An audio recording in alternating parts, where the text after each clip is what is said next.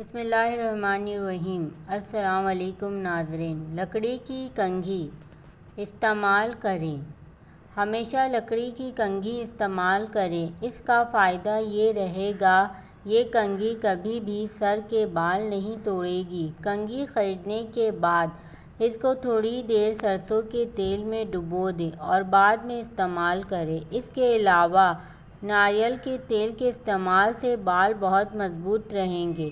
سردیوں میں نیم گرم اور گرمیوں میں ٹھنڈے تیل کا استعمال کریں اور شیمپو کے استعمال سے گریز کریں۔ جادو، جنات، بندشوں، گھریلو جھگڑوں اور نظر بد سے نجات کے لیے اسم اعظم کی دم شدہ لکڑی کی کنگھی، طلسم توڑ کنگھی، اس کو استعمال کریں۔ انشاءاللہ آپ کو فائدہ پہنچے گا۔